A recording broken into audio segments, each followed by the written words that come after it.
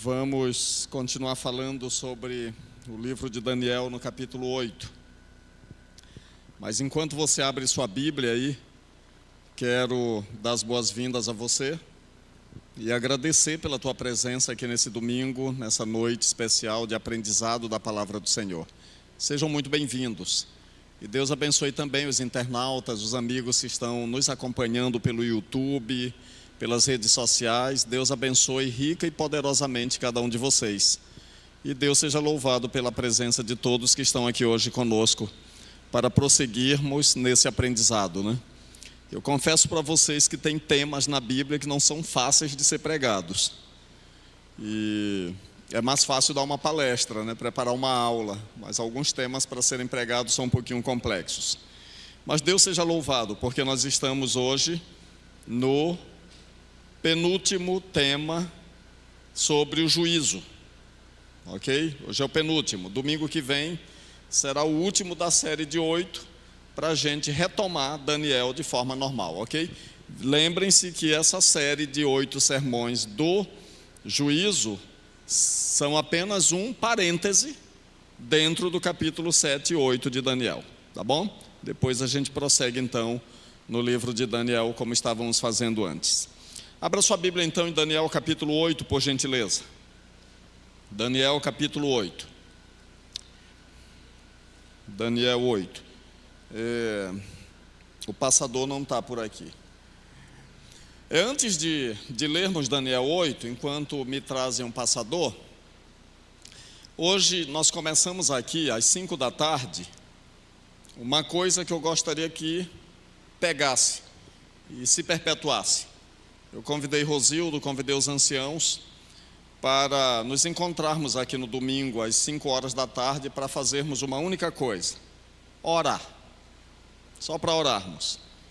E Deus seja louvado, né? Porque começou comigo, com Rosildo, com a Cleia, o Carlos e a Rosana, e apareceu a Cleide, e depois chegaram mais algumas irmãs, né, que estão aqui, e nós tivemos assim 1 hora de oração, que passou. Vocês viram o tempo passar? Foi assim, ó, num instante, 1 hora de oração, pedido, gratidão, glorificação do nome do Senhor. E eu quero dizer uma coisa para vocês, irmãos e irmãs: nós precisamos orar mais, nós precisamos desenvolver o hábito de orar, de buscar ao Senhor. Há tantas coisas pelas quais nós precisamos orar, e eu quero pedir encarecidamente aos irmãos e irmãs dessa igreja que orem. Orem pela igreja, orem pela missão, orem pela unidade, orem pelos jovens, orem pelas famílias, orem pelos adolescentes, orem pela sua casa, ore por cada um dos irmãos e irmãs que fazem parte da família da fé, ok? Feche seus olhos, pense em Deus, vamos orar para podermos ler a Bíblia. Pai querido que habita nos céus, louvamos o Teu nome por estarmos em Tua casa de oração. Aqui estão Teus filhos que vieram para ouvir a Tua palavra. E que de fato, ó Deus, que eles possam ouvir a minha voz, mas que a palavra seja a Tua de fato. Fala ao nosso coração, nos iluminando, nos instruindo, nos advertindo, nos chamando para a verdade, para a retidão, para que possamos ter uma vida pura aos Teus olhos. Que Teu Espírito habite em nosso coração, nos fortalecendo, nos capacitando, nos habilitando a ser fiéis. Encha-nos do Teu poder. Em nome de Jesus, amém. Daniel 8. Obrigado. Daniel 8, 14. A palavra de Deus então diz da seguinte forma. Daniel capítulo 8, versículo 14. E ele me disse: até 2.300 tardes e manhãs e o santuário será purificado. Quando nós lemos o capítulo 8 de Daniel, eu quero fazer uma rápida recapitulação de Daniel. Você começa vendo no capítulo 8 de Daniel a história de um carneiro que aparece, e ele vem sobre a terra, e esse carneiro dá amarradas, né? Ele dá cabeçadas em 3 direções, né? Que na verdade representa o reino da Medopérsia, e essas direções para onde ele dá essas marradas significam as vitórias que a Medopérsia obteve sobre a Lídia, sobre o Egito e sobre a Babilônia. Ele cresceu extraordinariamente no aspecto vertical. Isso mostra a grandeza do Império Medo-Persa, como ele se arregimentou e como ele cresceu em várias direções. Mas logo em seguida, enquanto o Império da Medo-Pérsia está ali no auge do seu poder, aí aparece um carneiro, um bode, que vem voando sobre a terra. Ele nem toca no chão, o que, de certa forma, se alinha com o leopardo de Daniel capítulo 7, que tem 4 asas, que é símbolo de velocidade. Esse bode aparece, e ele tem um chifre notável entre os olhos, que, de acordo com a própria interpretação do capítulo 8, representa Alexandre o Grande. E aí a Bíblia está dizendo que no auge do poder desse grande chifre, que representa o primeiro rei, ele é quebrado, simbolizando que Alexandre, quando ele estava no auge do seu poder, no auge da sua grandeza, ele foi quebrado.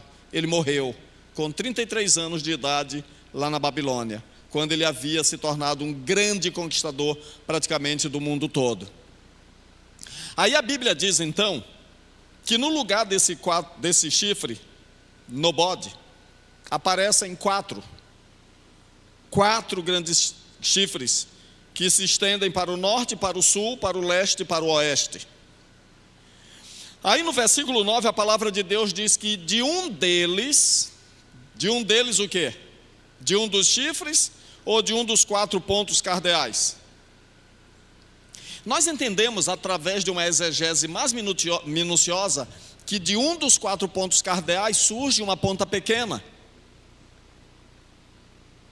Os intérpretes historicistas creem dessa forma, mas os intérpretes da Bíblia que seguem uma linha de interpretação chamada de preterista, ou seja, aqueles que colocam as profecias de Daniel relegadas no máximo ao 2º século antes de Cristo, eles dizem que essa ponta pequena surge de um dos chifres, de um desses chifres que representavam o Império Greco-Macedônico. Bom, não vou explicar isso agora, porque mais na frente eu vou falar sobre isso. O texto continua descrevendo, e aí diz que esse chifre pequeno que surgiu, ele cresce para o norte, para o sul, para a terra gloriosa. Ou seja, ele cresce horizontalmente, ele se estende praticamente aqui no poder terreno, e ele cresce de forma sobremaneira. Ele tem uma extensão de poder fora do comum. Aí a palavra de Deus continua descrevendo, e Daniel está olhando essa visão, e aí diz que esse chifre pequeno, ele cresce também na direção vertical, cresce na direção do céu, e ele vai tão longe a ponto de atingir o exército e as estrelas, e ele atinge o príncipe do santuário celestial, e ele tira do príncipe celestial o sacrifício diário, ou tamide, na verdade apenas a palavra tamide que aparece no hebraico, que representa a ministração do lugar santo do santuário, o tamide. Agora, quando Daniel está olhando tudo isso, aí ele vê um anjo que conversa com outro anjo. Aí o anjo pergunta para o outro: até quando vai durar isso? Até quando durará a visão? Os anjos estão conversando como se eles quisessem responder às inquietações de Daniel. E Daniel está preocupado, porque essa visão está relacionada com o povo dele que está no exílio. E ele sofre pelo seu povo. Ele sofre porque o santuário de Jerusalém está derrubado por terra, a cidade está desolada, seu povo está no exílio, e quando vê essa visão sobre o sacrifício diário, sobre o santuário, sobre o seu povo, sobre esses impérios, talvez ele tenha as mesmas inquietações que nós temos quando nós estamos sofrendo. E ele pergunta, ele ouve o anjo perguntando para o outro: Senhor, até quando? Até quando durará a visão na qual o sacrifício diário é tirado, ou o tamide é tirado? Até quando durará essa visão da assolação, dessa abominação, dessa execração do santuário? Até quando? Aí o anjo responde: até 2300 tardes e manhãs, e o santuário será purificado. Vamos parar aqui um pouquinho. Os adventistas do 7º dia creem que Daniel 8,14 se refira ao santuário celestial. É assim que nós cremos. A nossa denominação crê dessa forma. No entanto, essa nossa maneira de crer demanda muitas críticas, tanto de dentro quanto de fora do movimento adventista, de dentro da denominação. Um dos críticos internos da nossa igreja, chamado Raymond Cottrell, que nasceu em 1911, morreu em 2003, ele diz da seguinte forma na sua crítica contra a doutrina do santuário: no livro de Daniel, igual ao resto do Antigo Testamento, o santuário é sempre, sem exceção, o templo de onde? De Jerusalém. A fim de que a analogia entre Daniel 8,14 e o livro de Hebreus seja válida, seria essencial demonstrar a partir do contexto que aqui Daniel intencionalmente se refere ao santuário celestial mais que ao templo de Jerusalém, tal como faz em outras partes. Isso está escrito no seu livro Hermeneutic for Daniel 8,14. E aí nós agora vamos fazer algumas reflexões. E Raymond Cottrell levanta 2 pontos. Se os hebreus concebiam um santuário celestial, esse é o primeiro questionamento dele. E a pergunta que eu faço para vocês é: os hebreus já pensavam em um santuário celestial? Sim ou não? Sim. E o primeiro verso na Bíblia que faz referência a um santuário celestial é Êxodo 25, verso 9. Êxodo 25, verso 9. Quando diz lá assim: vê que faças tudo de acordo com o modelo que te foi mostrado no monte. Mas eu recomendo que vocês leiam a tese do pastor Elias Brasil, que se chama O Santuário Celestial no Antigo Testamento. O Santuário Celestial no Antigo Testamento.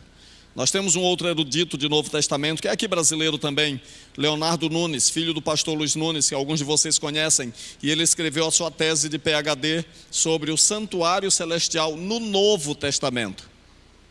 Agora, a obra que o pastor Elias Brasil, irmãos, fez foi exaustiva, porque ele avaliou, analisou, fez uma exegese de mais de 40 passagens do Pentateuco, dos Salmos e dos Profetas, tratando do santuário celestial no Antigo Testamento. Em outras palavras, está mais do que provado que os hebreus tinham sim concepção e conviviam naturalmente com a realidade de que há um santuário celestial. Segunda pergunta de Raymond Cottrell: que santuário Daniel tinha em mente? Se era o celestial, isso precisa ser demonstrado pelo contexto, que Daniel se refere intencionalmente a esse santuário e não ao templo de Jerusalém. E aqui nós vamos batalhar um pouquinho. Diante dessas críticas, por que os adventistas acreditam que de fato seja o santuário celestial? Será que há evidências? Temos evidências? Que evidências possuímos para dizer que o santuário é o celestial e a data é 1844? Temos evidência, sim ou não? É um assunto árido, né? É igual falar de liberdade religiosa, né, James? É um assunto árido. Dr. Roy Gaine, ele escreveu vários livros, é um erudito de Antigo Testamento, especialista no hebraico, um homem fora do comum que defendeu sua tese de doutorado pela Universidade da Califórnia. E ele foi supervisionado por um dos maiores especialistas no livro de Levíticos, um estudioso chamado Jacob Milgrom. Dr. Roy Gaine, o seu livro Sin Temor al Juízo, na página 67, ele nos apresenta 10 passos a serem seguidos na interpretação historicista de Daniel. E esses 10 passos, eu acredito que dá para vocês verem, eu não vou me deter sobre isso, mas começa dizendo assim, que é necessário identificar o chifre pequeno de Daniel 8,14. Eu não traduzi, está em espanhol aí. É necessário reconhecer que os 2.300 dias não podem ser dias literais. É necessário reconhecer que Daniel 9 explica a visão de Daniel 8. É necessário identificar a data quando começaram as 70 semanas, 490 dias. É necessário reconhecer que as 70 semanas são semanas de anos e com ele 490 anos. É necessário encontrar o fim dos 490 anos. É necessário reconhecer que o fim de Daniel 9 se refere aos eventos que ocorrem depois dos 490 anos, porém ainda dentro deles. dentro dos 2.300 dias, é necessário reconhecer, passo 8, que os 2.300 dias, como os 490 dias, devem representar anos. Esse é o princípio de ano. É necessário ver como os 490 anos se superpõem à primeira parte dos 2.300 anos e, por fim, encontrar o final dos 2.300 anos. Esses são os desafios para a gente entender plenamente Daniel 8 e 9. Mas eu quero apresentar para vocês, irmãos e irmãs, eu quero apresentar 4 argumentos a respeito da realidade de que Daniel está se referindo ao santuário celestial e que a data é 1844. E o primeiro argumento é a tipologia. Tipologia. O que é tipologia? Tipologia são pessoas, eventos ou instituições do Antigo Testamento que elas em si, elas representam algo mais, que aquilo que aconteceu com elas se estende para uma realidade mais ampla, como por exemplo, Moisés é um tipo de Jesus, o Êxodo é um tipo do batismo, as vitórias de Josué em Canaã são um tipo das batalhas da igreja, o santuário do deserto, o tabernáculo do deserto e o templo de Salomão, que Salomão construiu, eles são sombra, uma representação, uma miniatura do santuário celestial. Isso é tipologia. E quando nós estudamos então o santuário, dentro de um contexto tipológico, nós precisamos compreender, de acordo com Hebreus 8, 5, 9, 9, 9, 23, 10, 1, que o santuário da terra, ele era uma parábola do celestial, ele era uma sombra do celestial, ele é um tipo do celestial. Logo, a ministração que acontecia no santuário da terra, irmãos, ele servia para refletir as realidades do santuário celestial, ou também a ministração do santuário celestial. Agora é importante nós percebermos, no aspecto tipológico, por exemplo, todo sacrifício feito no altar do holocausto era uma representação de quem? De Jesus Cristo, da morte de Jesus. Quando nós avaliamos isso em termos tipológicos, é importante nós compreendermos que Jesus morreu na Páscoa, no ano 31, no dia da Páscoa. Na hora que o sacrifício da tarde era feito, o Senhor Jesus foi morto, ou seja, ele cumpre minuciosamente a tipologia do santuário da terra.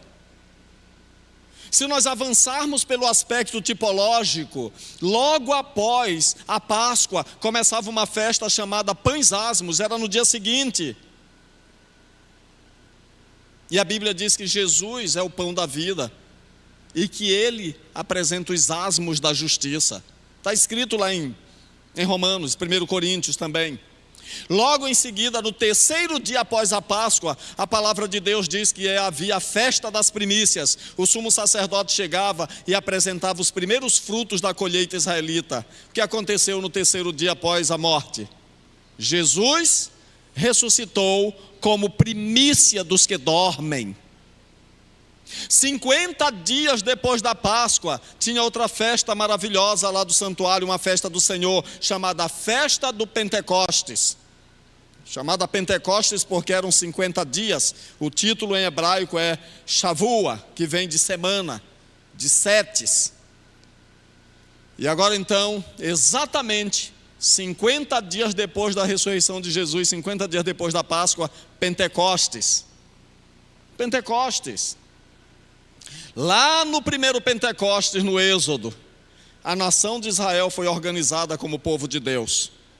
Trovões, relâmpagos, vozes, foi um negócio extraordinário, terremoto.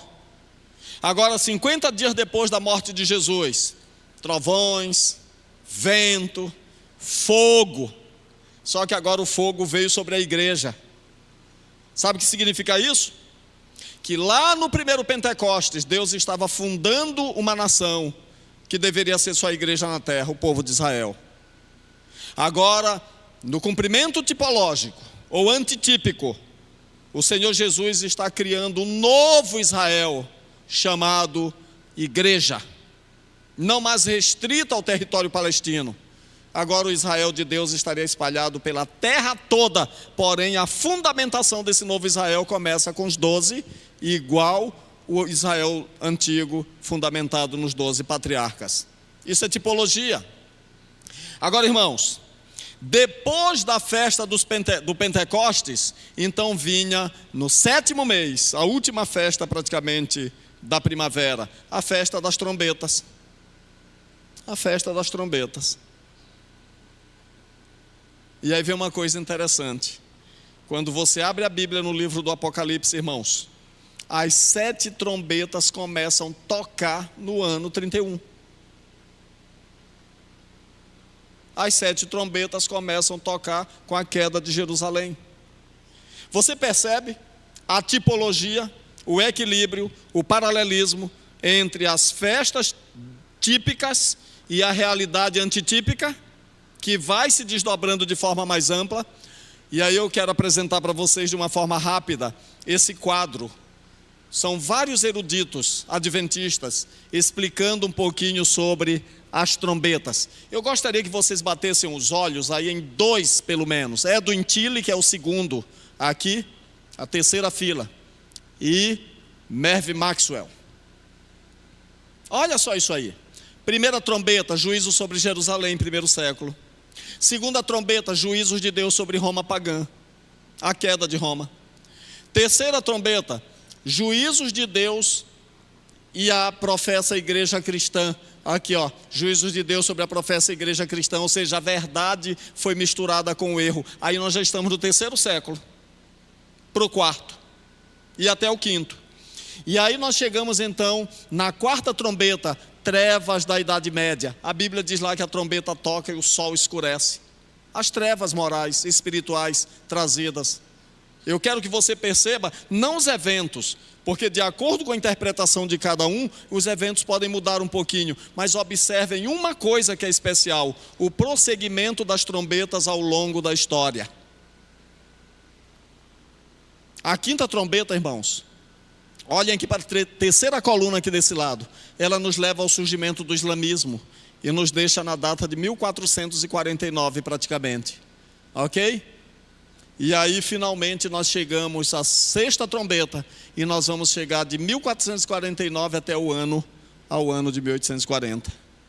Se vocês observarem a 3ª coluna e aqui a coluna terceira daqui para lá, que é do Dr. William Shea, ele também nos deixa exatamente em 1843, 1844. E a 7ª trombeta é o fim do mistério de Deus, é a vinda de Jesus. O ponto que eu quero ressaltar aqui nesse contexto tipológico é este aqui, ó, que quando nós abrimos a Bíblia em Apocalipse capítulo 11, verso 19, lá está escrito da seguinte forma, vamos ler juntos, só os bonitos lendo comigo, vamos lá? Abriu-se, então, o santuário, cadê os crentes? Vamos lá, gente, vamos começar de novo. Abriu-se, então, o santuário de Deus que se acha no céu, e foi vista a arca da aliança no seu santuário, e sobrevieram o quê? Relâmpagos, vozes, trovões, terremoto e grande saraivada. O que eu aprendo nesse verso? Primeira verdade que eu aprendo aí, irmãos, é que o santuário não é o céu. Tem gente que nega o santuário do céu, e eles dizem que o santuário é o céu. Não, não, o céu é o céu, mas Deus tem o seu santuário em um lugar específico, que a gente não sabe onde é, mas é a casa dele, é o seu palácio, é o centro de comando do universo. Agora, quando nós vamos avançando na tipologia, nós vamos percebendo que as trombetas vão tocando.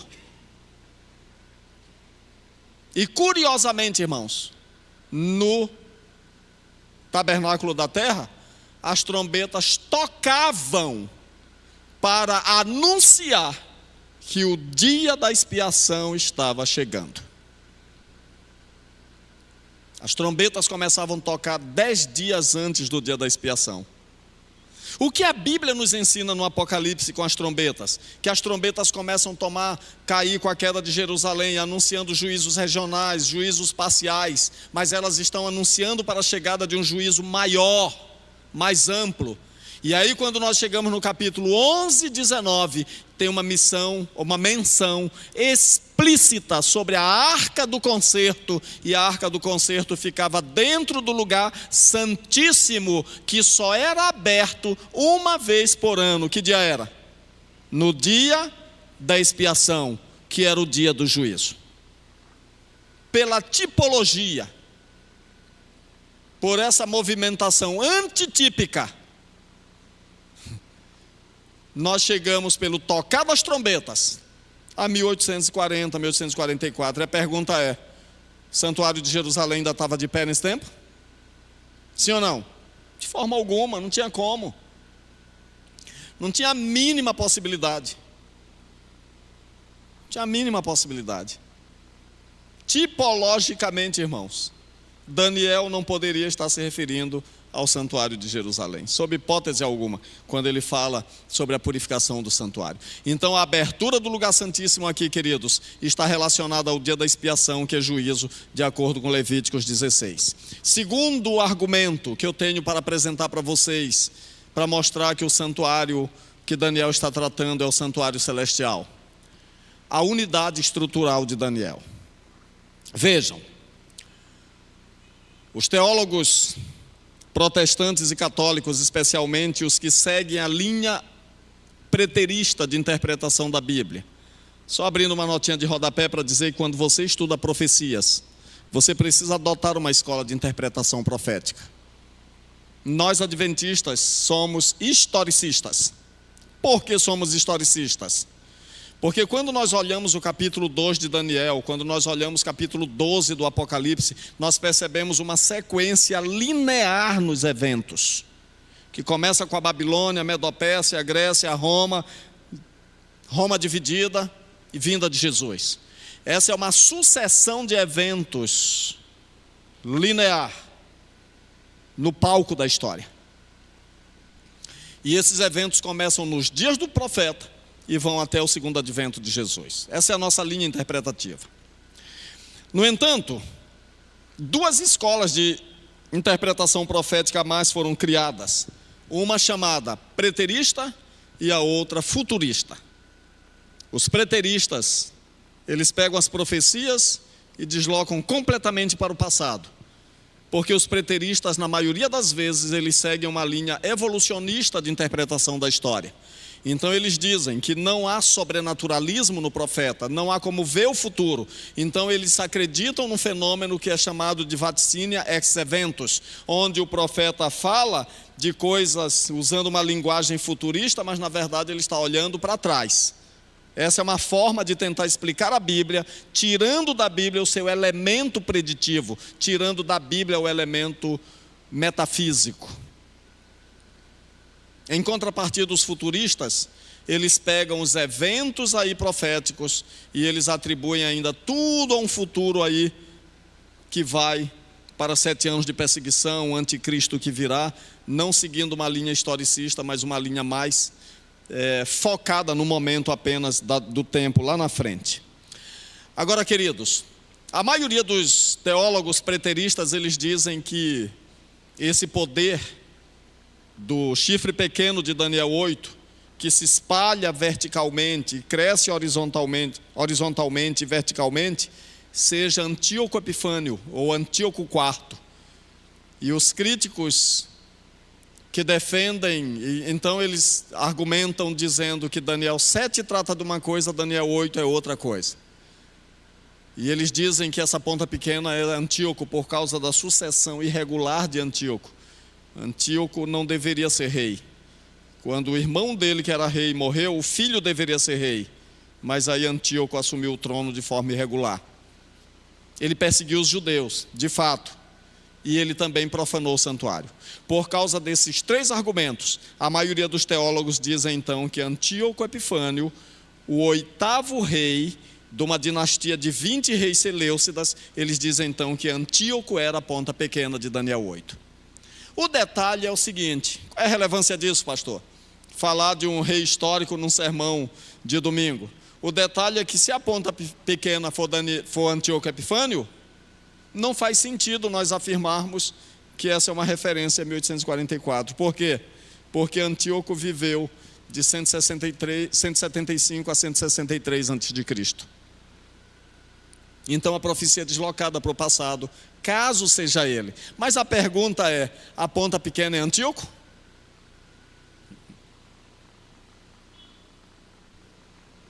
É Áquisa? Não, não pode.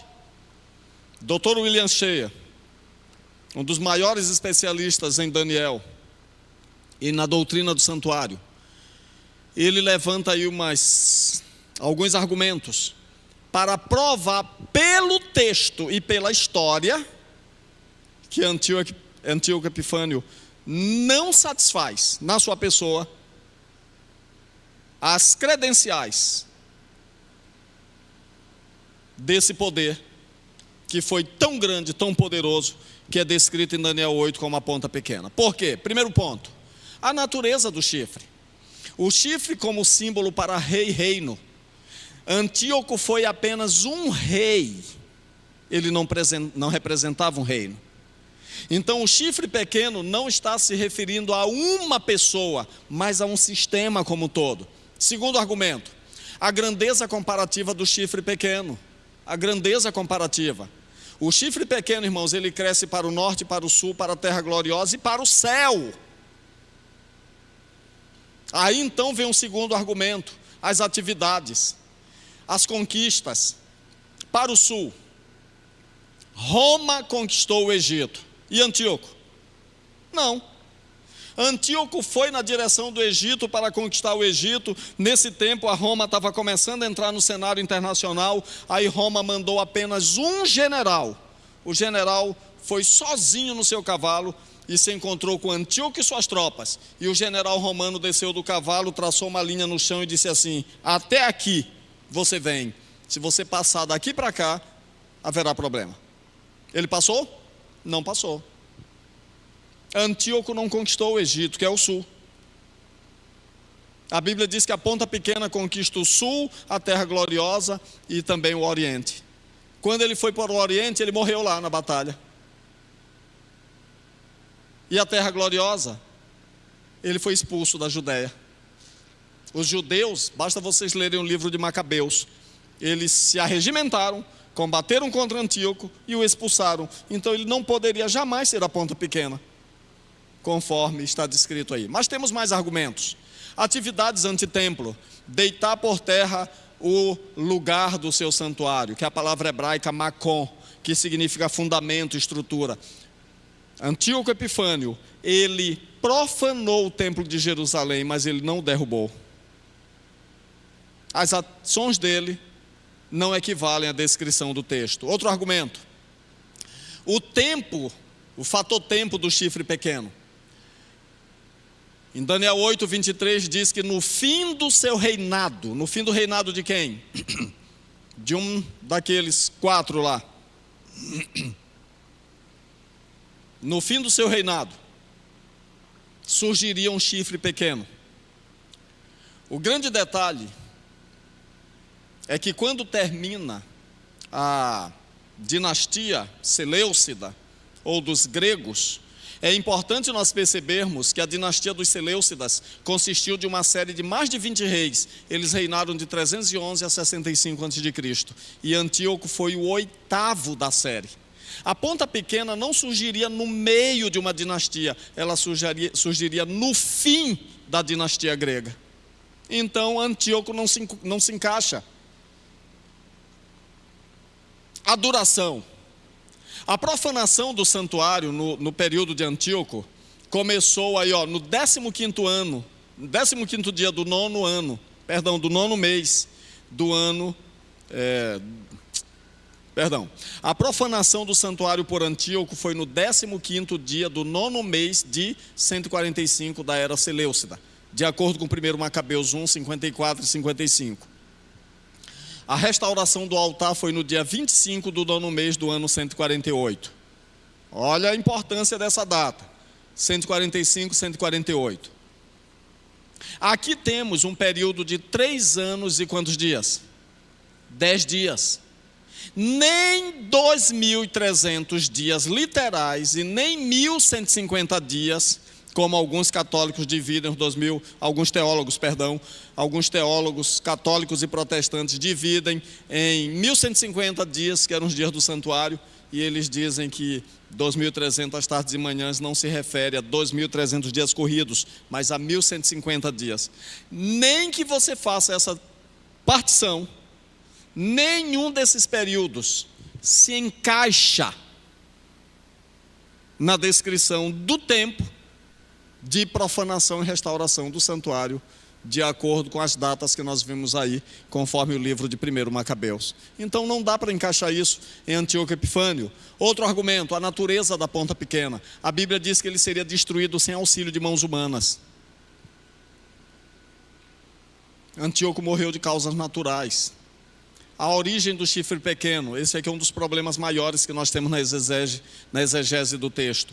Mas de acordo com o estudo minucioso do hebraico, a ponta pequena surge não de um dos chifres, mas de um dos 4 ventos. De um dos 4 ventos. Ou seja, de um dos 4 pontos cardeais. E é uma referência direta a Roma, no seu estado pagão e papal, e não a um reino local. O 7º argumento, Daniel 9. Em Daniel 9 não dá para encaixar ou comprimir o tempo de 490 anos no período de 587, 586 até 165, 164 a.C. Se você ler o capítulo 9 de Daniel, lá também fala sobre a ponta pequena, as ações desse chifre, mas não dá para encaixar como sendo Antíoco. E por fim, Antíoco nunca fez a Jerusalém a destruição prevista no texto. Capítulo 11, se você ler o capítulo 11 inteiro de Daniel, nós temos aí alguns marcadores temporais muitíssimo interessantes. Primeiro, Daniel 11, 22, ali fala sobre o príncipe da aliança.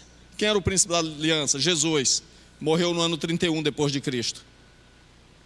Lá no verso 32 e 34 fala sobre a perseguição predita no capítulo 7 e que vai ser reforçada no capítulo 12. Estou falando do capítulo 11 de Daniel. Perseguição feita pelo poder representativo do chifre pequeno. Verso 31, a abominação desoladora é imposta. Como nós argumentamos o texto, irmãos? Se o verso 22 está falando sobre Jesus, isso já é uma referência ao ano 31 da era cristã. Antíoco Epifânio morreu quando? 163 a.C. Mas Jesus morreu sob o poder de quem? Dos romanos. Dos romanos. Ou seja, o texto nos leva para diante, não para trás. E por fim, esse poder profana o templo, remove o contínuo e estabelece a abominação desoladora. Que de acordo com Jesus, em Mateus capítulo 24, verso 31, era uma referência do seu tempo para o futuro e não para trás. Antíoco já havia passado. Não tem como colocar essa profecia para o passado, irmãos. De maneira que nós vamos caminhando no tempo. E aí nós percebemos que de fato Daniel estava fazendo uma referência a um tempo mais distante. E no próprio capítulo 8 ele diz assim, a profecia se refere ao tempo do fim. Ao tempo do fim. Mas há mais argumentos. E um argumento muito interessante, irmãos, é a unidade de Daniel. No capítulo 2 fala sobre 4 reinos, e no final deles vem a pedra, a vinda de Jesus. Capítulo 7, 4 animais que são reinos, 10 chifres. Aí surge o chifre pequeno, e aí vem o julgamento. No capítulo 8, reinos, animais, reinos divididos, ponta pequena. Um período de tempo, a purificação do santuário. E quando nós olhamos essa unidade de Daniel, existe uma coisa muito interessante para a gente aprender. Olhem para a minha mão. Se o capítulo 2, aqui há uma estátua. No capítulo 11, homens. Os reis são descritos como homens literais. Capítulo 7, animais. Animais imundos, representando nações. Capítulo 8, animais, que eram usados no santuário. a linguagem do santuário. Nós temos capítulos, um quiasmo aqui, onde o capítulo 7 e o 8 se equivale, descrição de animais. Mas no capítulo 2 e o capítulo 11 também se equivale, a equivalência de homens. Nós percebemos nessa estrutura que o autor de Daniel é único, e nós percebemos que cada profecia vai ampliando os temas que foram sendo tratados antes. De maneira que as menções do chifre pequeno, no capítulo 7, no capítulo 8, elas vão se repetir no capítulo 11 e no capítulo 12, falando do mesmo poder ao longo da história. De maneira, queridos, que a interpretação historicista de Daniel localiza a vinda do Messias, Daniel 9, 24, 27, em 11, 22. E estabelece a abominação desoladora em 11, 31, após a queda de Jerusalém e após a destruição do templo. Nós caminhamos para frente, nós caminhamos na história. E em função disso, eu uso o terceiro argumento, o gráfico historicista, que não dá tempo de apresentar, é muita coisa. Na verdade, a gente precisaria ficar aqui numa vigília, né? Para a gente entender isso. Mas eu quero apenas dizer para vocês que Daniel, quando termina o capítulo 8, ele fica perplexo. Ele fica doente. Ele não entende. Ele fica triste. 11 anos passaram. 11 anos, James. E Daniel com aquela visão na cabeça. E ele ficou sem entender o aspecto tempo da visão. O aspecto tempo. 11 anos depois, Deus manda Gabriel para responder. E Gabriel veio ajudar Daniel a entender o ponto que ele não entendeu. Qual foi o ponto? O aspecto das 2.300 tardes e manhãs. Aí Daniel começa lá conversando, Gabriel diz assim para ele: Daniel, tu é muito amado. Mas aí a gente olha uma coisa no capítulo 9 que eu ainda vou pregar sobre isso. Daniel ora, Daniel vai para a Bíblia, ele lê o livro de Jeremias, ele começa a clamar, ele começa a dizer: Senhor, eu não aguento mais essa ansiedade. Aí o anjo Gabriel vem e diz assim: tu és muito amado. E desde o começo das tuas súplicas eu vim então para te fazer entender a visão. E é interessante, queridos, que quando Gabriel diz assim: eu vim te fazer entender a visão, a mesma palavra que é usada aqui por Gabriel é a mesma palavra para visão que aparece no finalzinho de Daniel 8, lá onde fala sobre a visão das tardes e manhãs, que é a palavra maré no hebraico. Então Gabriel veio para fazer Daniel entender especificamente o ponto final do capítulo 8, as tardes e manhãs. E ele começa explicando e ele diz assim: 70 semanas estão separadas, cortadas, que é a palavra hebraica shatak, ou hatak no hebraico, é um rapax legômeno, é uma palavra que aparece uma única vez. E ele diz assim: essas 70 semanas estão cortadas, separadas para o teu povo. Toda vez que a palavra hatak aparece em outros escritos judaicos, ela é uma referência a cortar um pedaço de algo maior. No nosso entendimento, Gabriel está dizendo para Daniel o seguinte: Daniel, desses 2.300 anos aí, 490 são exclusivos para o teu povo e para a tua santa cidade, para Jerusalém. Aí ele começa a dar uma descrição de tudo o que aconteceria ali, de acordo com esse gráfico aí. E aí ele diz assim: na última semana surgirá o Messias, o ungido.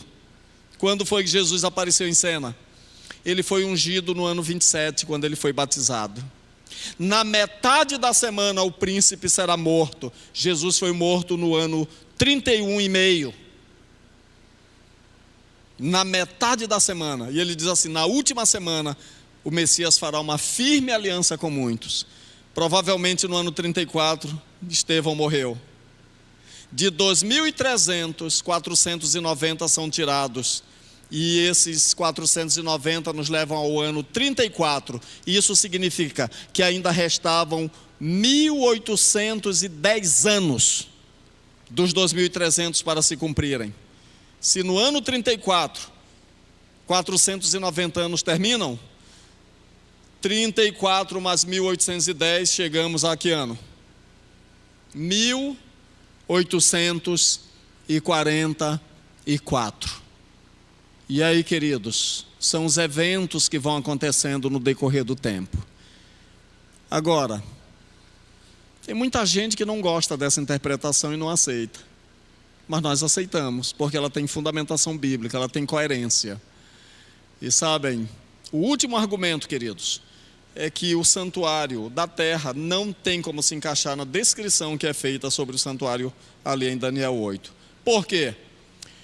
Porque quando Daniel fala sobre o exército dos céus, ele está fazendo uma referência à corte celestial. De acordo com 1 Reis 22, 19, 2 Crônicos 18, 18, Daniel 7, 9 a 10. É uma referência a algo celestial, não meramente humano. Uma outra questão linguística, quando diz que a ponta pequena atingiu o príncipe do exército, lá em Daniel 8:11, alguns teólogos dizem assim, isso aí é uma referência ao sumo sacerdote Onias. Não, não. Quando você vai procurar na Bíblia a mesma expressão, o príncipe do exército, você vai encontrar em Isaías 5:14. Perdão. Josué 5:14 e 15. O príncipe do exército do Senhor se aproxima de Josué e diz assim: tira a sandália dos pés, porque o lugar em que tu estás pisando é terra santa. Ele aparece como um príncipe, como o capitão do exército do Senhor. E aí Josué se ajoelha diante dele e o adora. Somente seres divinos na Bíblia aceitam adoração, irmão. Nenhum anjo nunca aceitou adoração na Bíblia, a menos que seja divino. Isaías capítulo 9:6 fala sobre o príncipe do exército, e a referência também é um ser celestial. Então a pergunta que nós fazemos é: como poderia Antíoco Epifânio ter crescido tanto na direção do céu a ponto de ter tocado num ser celestial? Ele não fez isso. Não é uma referência a ele. A linguagem do texto nos obriga a olhar para um outro poder maior, cujas ações tenham implicações no nível muito mais amplo.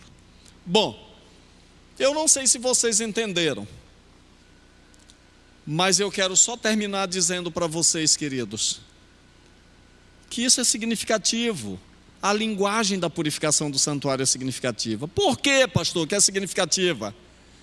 Porque, irmãos, o dia da expiação no santuário da terra era um dia de bênção para o povo de Israel. Sabe por quê? Porque naquele dia os seus pecados estavam sendo separados deles para sempre. Eles começavam um novo ano, novinhos em folha. O bode emissário levava os pecados para o deserto e desaparecia com ele ali. Quais são as implicações teológicas da purificação do santuário celestial? Primeira implicação: Deus está trabalhando ativamente, irmãos, no trato com o pecado. Amém? O mal está chegando ao fim. O mal está chegando ao fim. E quando o mal se acabar, possuiremos para sempre o reino de Deus e viveremos em glória para toda eternidade. Amém? Posso ouvir um amém? Apesar de ser um assunto árido de ser entendido, irmãos, mas não são os detalhes que devem nos encher o coração. O que deve nos encher o coração é o resultado final. Deus está purificando o santuário, Ele está tratando com o problema do pecado. Em breve o mal acabará, Satanás será destruído. Em breve nós estaremos glorificados no lar celestial. Amém? Eu sonho com esse dia. Sabe por quê, irmãos? Porque por mais que eu queira ser fiel a Deus, ainda tem pecado na minha carne, tem maldade, tem coisas ruins. Nós já fomos salvos? Sim. Louvado seja Deus, porque o meu nome e o seu nome está escrito no lar celestial, no livro da vida. Agora Jesus está no santuário celestial, nos purificando e nos santificando, E em breve, quando terminar a purificação do santuário, que não deve nos assustar, Jesus sairá do santuário celestial e ele virá à terra para buscar o seu povo. Nós seremos glorificados. O pecado será neutralizado em nós e no universo todo. O pecado será destruído. Satanás terá um fim. Nenhuma mácula de pecado haverá no universo. Sabem por quê? Porque o julgamento terminou. O grande conflito acabou. Pecado e pecadores terão chegado ao seu fim. E isso é maravilhoso. Amém? Senhor nosso Deus, muito obrigado, porque em breve veremos Jesus. Pela tua palavra no livro de Daniel, a gente aprende que depois do julgamento, o reino celestial é estabelecido. Isso significa que se o julgamento começou em 1844, nós estamos agora muito mais perto da tua vinda do que antes. E nós te louvamos por isso. Nós queremos te rogar, ó Deus, que nos firmes na verdade, que nos ampares, que possamos nos esconder em nosso advogado, Senhor Jesus Cristo, que é o nosso Salvador, o nosso mediador, o nosso intercessor. E firma-nos, ó Deus, na esperança de em breve vermos o rosto glorioso do nosso Salvador e sumo sacerdote, vindo nas nuvens dos céus como Rei glorioso, para nos buscar, para reinarmos para sempre contigo.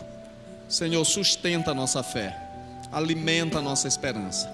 Leva-nos agora em paz a nossos lares, acompanhados pelos teus anjos, e que tenhamos a comunhão do teu Santo Espírito. É o que te rogamos e agradecemos em nome de Jesus, e todos dizem amém, amém. Deus abençoe cada um de vocês.